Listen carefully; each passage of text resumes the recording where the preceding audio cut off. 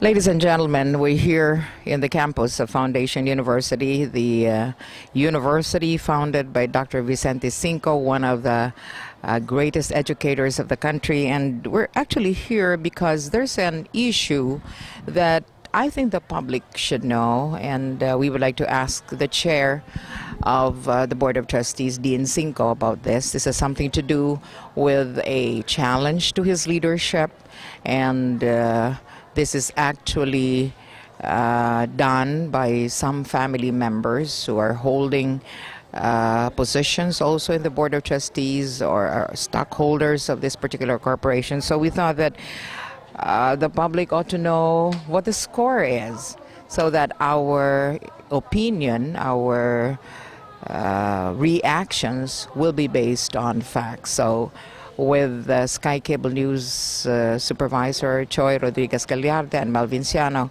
this is Glynda taking you to the office of Dean Sinco, the chairman of the board, as we talk to him about this particular. Well, reliable information has reached us. There is a challenge in the leadership of Foundation University, and this group claims that they are legally correct and that they are the majority. As a matter of fact, what we gathered is that they have sent lawyers. Most of them are proxies of the stockholders. And just to set, I don't know if my information is correct, maybe you can verify this. There was a meeting, I understand, in July 7, and then during that meeting, there was an attempt to question your leadership. I don't know if this is correct, stating that you are an overstaying chair and that there is an attempt by your side of the family to continue the leadership here in Foundation, even if there is already a serious challenge to the kind of leadership. So, you know, whenever there is an issue on Foundation, which is a prestigious university founded by a great statesman and educator, Dr. Vicente G. Sinco, I think this is a public issue. So being the chair of the Board of Trustees of Foundation, I felt it is important that the public knows what's the score. So tell us, Dean, what is happening here at Foundation University? Well, at the meeting on July 7, there really wasn't anything presented challenging my position. What was presented on July 7 was there needed to be an examination of the terms of certain trustees. And at the time, we didn't have the information because that wasn't anything that we thought would be discussed. So we called for a recess, and everyone agreed, including the lawyers that represented two of the family members. And so we did. We rescheduled for July 29, and 2 or 3 days before that, we sent a letter stipulating that we wanted to postpone it because we were in the midst of accreditation. And based on what happened on those 3 days of accreditation, it was looking very, very positive. And we wanted to focus on that because there was an exit interview that afternoon. So rather than, you know, being distracted by other things, we just said, let's just postpone it. Now, what had happened was the other members claimed that they never received the notice. We have affidavits. Yes, notice postponement of the postponed meeting. And we have affidavits stipulating that it was received, it was delivered. As a matter of fact, we have an affidavit that stipulates that actually one of the members opened the letter, called his lawyer. His lawyer told him don't receive it and gave the letter back to us. Okay, I mean, he opened it, read it, called the letter, you know. So basically he received it. And in our eyes, they were informed. Okay? They were properly informed. Yes. We weren't on campus because we were busy addressing the accreditors. So they came in, and what I'd heard is they attempted to come in at first. Were they prevented from coming in? Yes, because the two lawyers that came in on the 7th brought in armed guards. Okay. Armed, meaning they were publicly displaying their firearms? there was a bulge, and one of our security forces, when he shifted, could actually see that it was the butt of a gun. Okay, so we have a policy. Chet has a policy. We're just following security for our students and our employees to not allow the bodyguards in. So on the July 7th, there was a little bit of a exchange in the front. Yeah. Yes, that's when it first started. The lawyers insisted that their bodyguards accompany them into the boardroom. And I said, no way, because that's just against policy and against CHED regulations. So that was settled. The guards stayed outside on the July 7 meeting.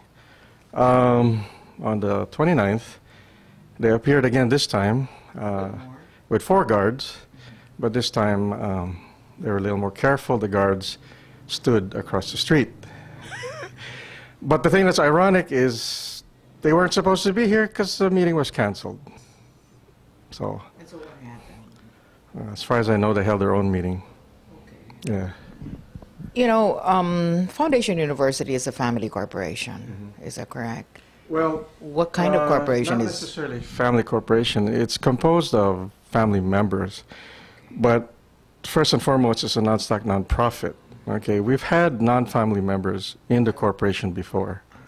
I believe there were in the 80s 2 or 3. I can't remember the names that were part of the corporation, and it is predominantly family, but it isn't a family corporation. Yeah. In the legal sense of the word. But the stockholders now are all family members? You don't have an outsider? Presently, we have 6 outsiders. Yeah. And what exactly is the conflict all about? You know, I know that corporations, there are always challenges to leadership and so on and so forth. And as the public sees Foundation now, it seems to be doing really very well. Yeah. But there comes this problem. Is this the first time that there is an attempt like this of the other members of the board and stockholders? No, not really. This is not the first. Let's just suffice to say, you know, when it comes time to plant the rice, there are very few volunteers. When it's time to harvest, everybody wants to come and harvest. And that's, in essence, the problem that we have. The school has a history. If I go back to the origins, you know, my grandfather started the school. And his mission was, because he went to Silliman Institute, he was very thankful for his education, but, you know, coming from the background of the families that were not necessarily hacienderos, he also wondered, how are the convent people taken care of? And basically, back in 1900-something, they weren't. Okay, just nothing existed. So he had in his mind that someday he would start an institution that would basically bring equality to all. And so that's how it started in '49. And, you know, what we're very proud about today is 61 years later, we feel that that dream has been achieved. We are there. And it was very important for the accreditation team. We had to pay attention to them because we were getting a feeling that we would get confirmation from them.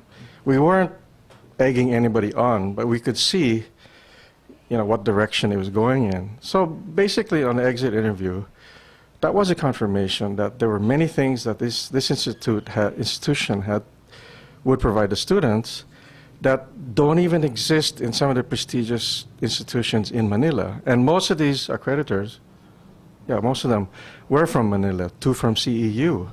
So we were really quite happy we heard that.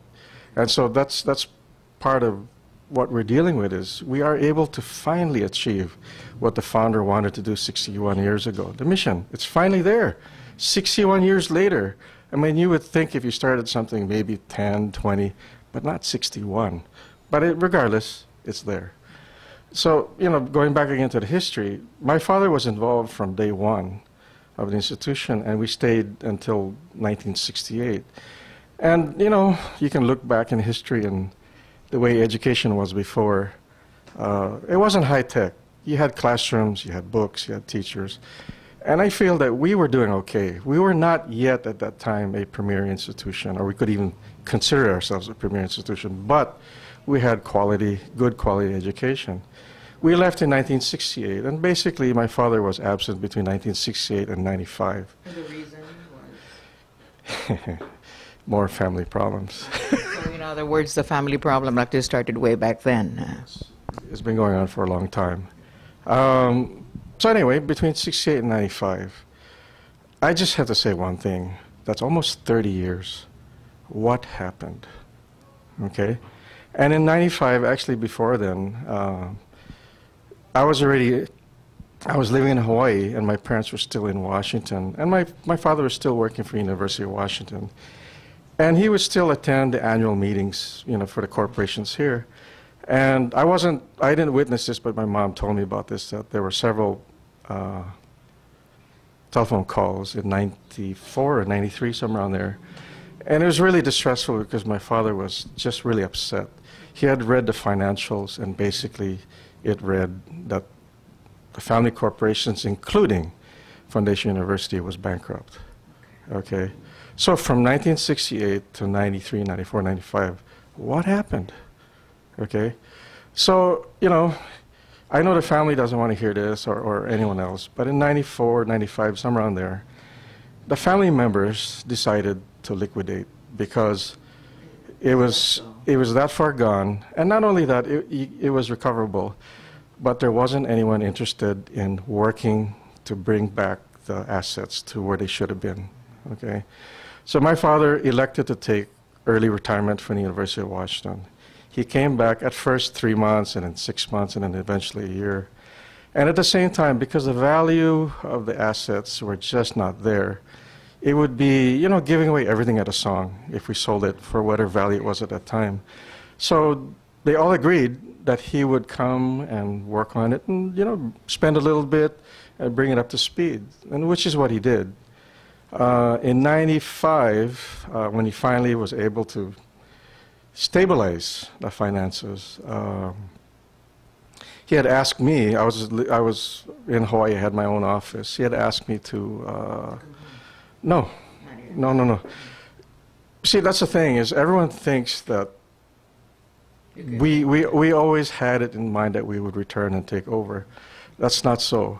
I had my own firm in Hawaii. I had started in Hawaii in 1980, and by 91, I had my own firm. And by the time my father asked me to help out, and when he said help out, just come over here once, twice a year, and design something for me, okay? And that's what I did. The first project is the library over here. It's a really small project. It's 2 gates. I designed 2 gates, okay? He just wanted things to look better.